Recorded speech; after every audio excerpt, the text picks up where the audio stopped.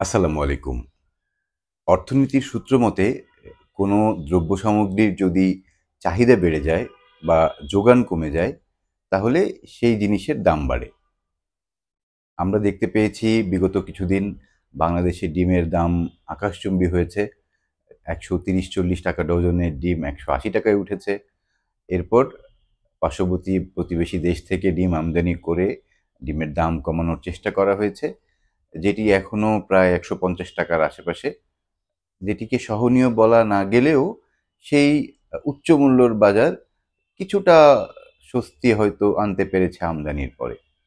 কিন্তু বাংলাদেশের ক্ষেত্রে আমরা দেখতে পাচ্ছি যে আহ, ডিমের দাম বাড়ার পর থেকে কিছু পুরনো ব্যবহার নতুনভাবে আবির্ভূত হয়েছে।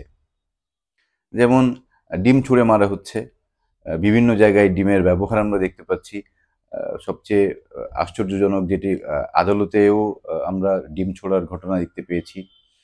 আহ, এই যে নিত্য নতুন ব্যবহার, এটি ডিম দাম বাড়ার পরেই কেন হলো? ডিমের দাম বাড়লে তো আমাদের ডিমের ব্যবহার কমানো উচিত। কিন্তু বাংলাদেশের ক্ষেত্রে অনেক কিছুই বিপরীতমুখী কাজ করে। ডিমও হয়তো তার ভেতরে একটি হিসেবে আবির্ভূত হলো। আমি একজন ডিমপ্রেমিক মানুষ। প্রতিদিন কমপক্ষে ৩টা ডিম আমার খেতে হয়। আমি নিয়মিত ৩টে করে ডিম খাই। তো ডিমের এই যে অপব্যবহার বা ডিমের এই যে বহু ব্যবহার, সেটি আসলে আমার জন্য খুবই হতাশার। যেই ডিম মানুষ খেতে পাচ্ছে না, সেই ডিম ছুঁড়ে মারা হচ্ছে। এটিকে আসলে সম্পদের অপচয় বই কিছু নয়। একজন ডিম প্রেমিক হিসেবে ডিমের এই অপব্যবহারের আমি তীব্র নিন্দা জানাই।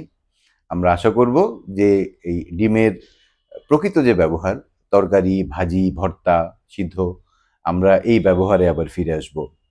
আহ, একটা টোটকা দেই। রাতের বেলা ড্রাইভ করার সময় যদি আপনার গাড়ির মেইন গ্লাসে ডিম হামলা হয়, কখনো ভুলেও ওয়াইপার চালু করবেন না। তাহলে শখের গাড়িটির সাথে সাথে জীবনটিও হারাতে হতে পারে। ধন্যবাদ।